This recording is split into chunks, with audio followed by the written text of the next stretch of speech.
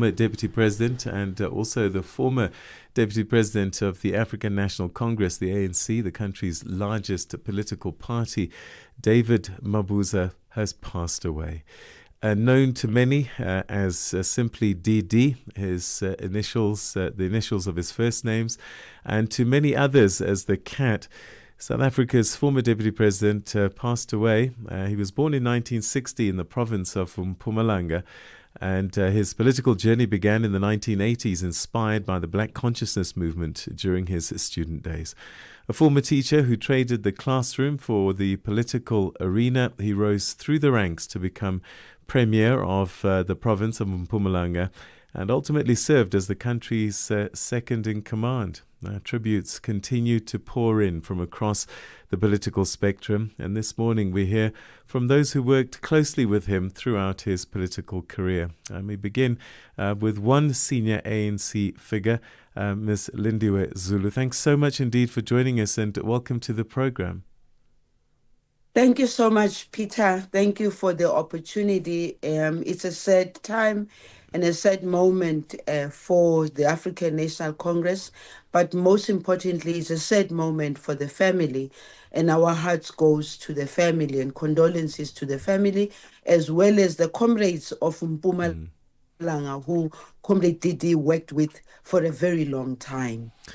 You worked alongside Mr. Mabuza within government and ANC structures. What are your personal reflections on his leadership and his political style? He was very calm, I must say. Even when there's a storm, you would not see him or hear him jumping up and down. He was always calm. And so for me, he brought calmness around us whenever we needed to deal with any issue that was related either to the African National Congress or issues of service delivery to the people of South Africa, because that is what Comrade DD was committed to.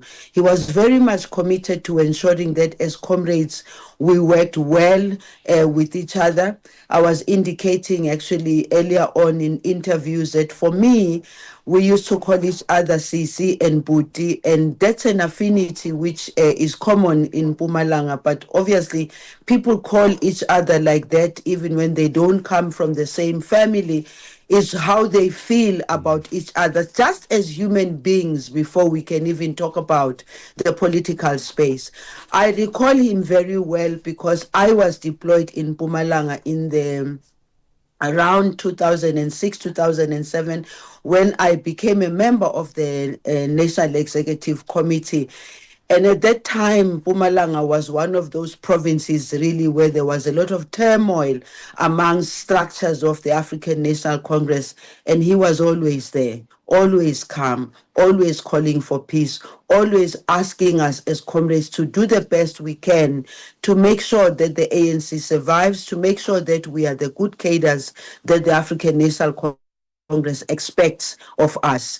Then, of course, I was to work with him later on in government when I was appointed as minister. But I recall, especially when I became a minister of social development, when I had to go and sign my performance agreement with him, David Mabuza as deputy president and President Cyril Ramaphosa as the president of the country. He raised an issue which I now think we must really look very seriously at.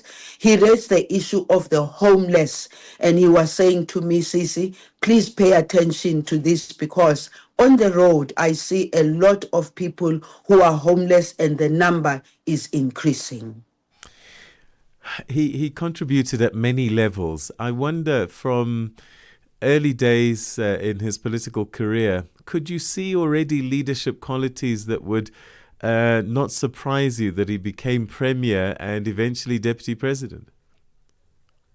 Well, Premier, yes, when he was, the manner in which he was leading the province at the time, and especially at a time, as I indicated earlier on, that there was a bit of turmoil here and there was a bit of internal dynamics and fights within the ANC itself, and he rose above all that to become a chairperson of the province, but also to become a premier. But you know, when we are members of the African National Congress, unfortunately, we never look at that and think, oh, this one is going to be the deputy president, this one is going to be the president. At the time, I don't think any of us were seeing him being a deputy president of the country, not because we undermined him or anything of that sort, but because we were just so focused in the province and focused in ensuring that the stability in the province and also ensuring that the service delivery.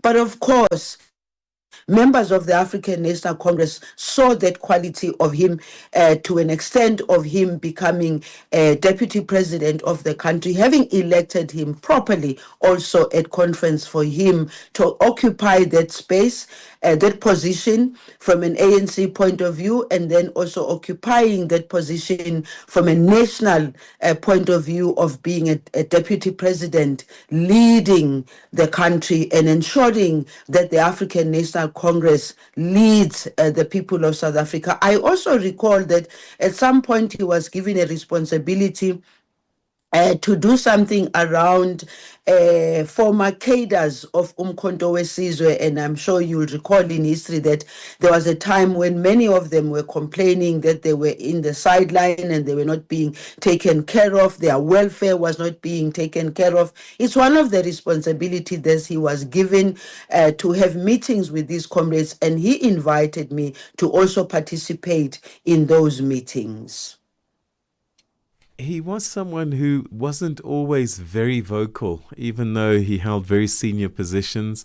Was he the kind of person who preferred to just get on with things quietly and, just get on with his job? Peter, you hit the nail exactly where it is. He was one person who didn't have time for sideshows, if I may call it that. If there was a task in front of him, all he wanted to do was to make sure that the task was done.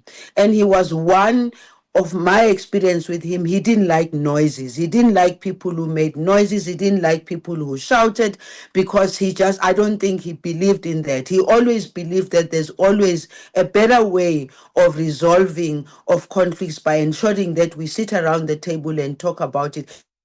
And he took comrades through.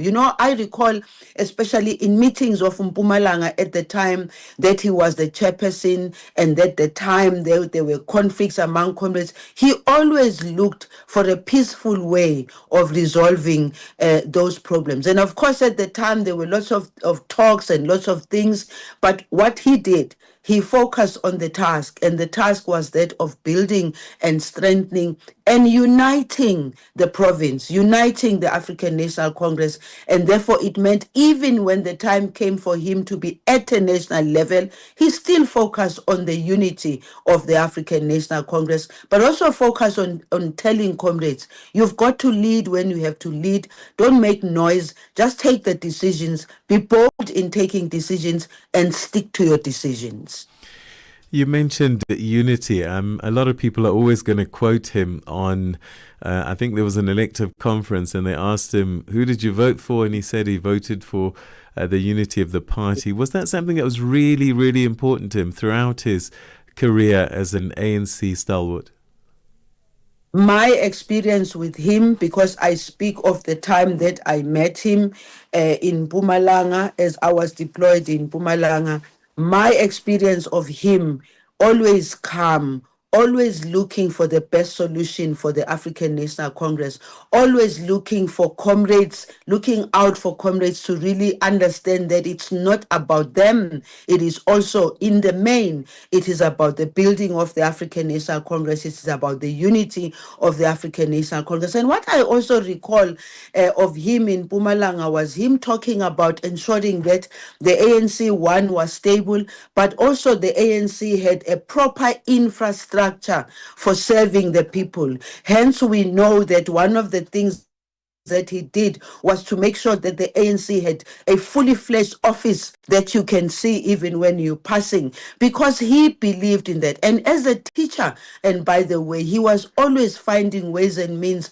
of teaching one way or the other, of teaching of what the ANC stands for, the constitution of the African National Congress, but good behavior by ourselves, because he used to be very pained when we get to meetings and comrades are almost physically fighting sometimes. And for him, it was always like, you will physically fight because you don't understand your role in the African National Congress. And your role is to keep peace. Your role is to build the ANC, but your role is to serve the people of South Africa. Are there any particular personal memories that you have of David Mabuza? Maybe some conversations that you had that have stood with you and probably will stay with you for the rest of your life? What will stay with me for the rest of my life is just his calmness in approaching, resolving issues. His calmness, even in his contribution towards meetings of the National Executive Committee. You know, when DD is about to speak, he just created that calmness around him. And some of us, you know, like sometimes we like shouting and fighting, but he just taught me in particular that you don't need to fight in order to get your point through whenever you are. But the most important one for me was even when he was in government as a deputy president of the country, he also brought calmness there, but he also was very firm. When he was sure of something he's talking about, he would calmly present himself and make sure that you understood his position.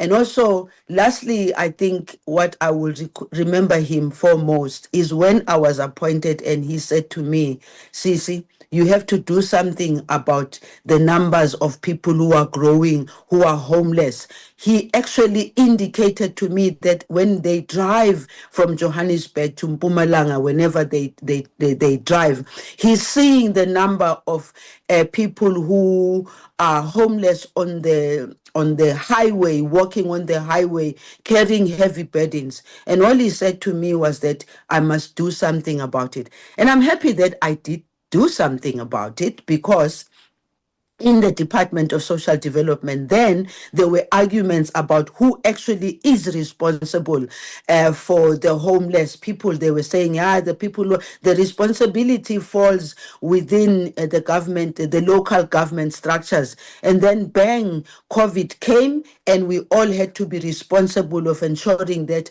the people who were out on the streets, who were homeless, we found places for them to stay during the time of COVID.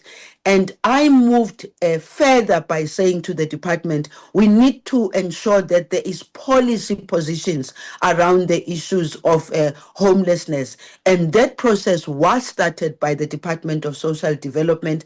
Now that he's passed on, and I'm looking at what is it that I can do to pay my respects, but also to carry on something that he asked me to do as CC, not just as a minister, the issue of people who are homeless. It means I must go back and ask the Department of Social Development, how far are we with the policy, but also to call upon the people of South Africa to spare a thought about the people who are homeless. Because also, I remember very well, he said that people who are out on the street, on the highway, it's mainly men. And he was saying that many of them, you can see that there's a problem here where they've left their homes. There must be a reason why they are out on the street. And therefore, I think I will have to do something about it, even though I'm out of government. But serving people is not about being in government. Serving people, you can serve anywhere you are. And I need to follow up on this one, because I did do what he asked me to do. It's just a question of now saying, how far has the department gone with it? Ms. Lindiwe Zulu, we're going to have to leave it there, but thank you very, very much indeed for sharing those memories and those thoughts at this very difficult time. Thank you so much. Thank you. Thank you for the opportunity. The ANC thanks you a lot. Thank you. That's Lindiwe Zulu, a former cabinet minister in South Africa and a senior figure in the African National Congress, the ANC, speaking to us about the passing of ANC's former deputy president and South Africa's former deputy president, David Mabuza. Start your day right with Channel Africa Breakfast. That smells delicious. Live, 5 days a week. Well, let's continue to try and unpack and maybe make sense of David Mabuza's legacy. We've just heard from Lindiwe Zulu, who painted a glowing picture of David Mabuza and his contribution, not just to the locality of the Mpumalanga province, but the national structure in the country as well. Well, let's talk to a political analyst now, Ralph Mathekga, to unpack perhaps some of the things that the ANC may not mention, but also just as a third party, how he saw the legacy of David Mabuza. Ralph, thanks very much indeed for joining us and welcome to the program. Well, it's a pleasure chatting to you. So, David DD Mabuza, to be honest with you, I think he's a bit of an enigma. He would speak publicly when he had to, but it wasn't something that he chose to do. How do you remember him? I mean, when I first heard of his passing, quite sad, and of course, condolences to his family and friends and his comrades as well. I'll tell you, what came to my mind, I said to myself that, in our culture, we don't speak ill of the dead. And this is a very controversial figure. We have to speak the truth, though. I mean, Mabuza has quite a mixed legacy, did not speak very much in the public, and he was, however, considered a fixer behind the scenes. I mean, the manner in which he even emerged, interestingly, as the deputy president, his work within the ANC in Mpumalanga and across the country, quite a mixed legacy there. I mean, this is a man that we have seen a lot of publications accusing him of corruption and not totally unfounded. People have spoken.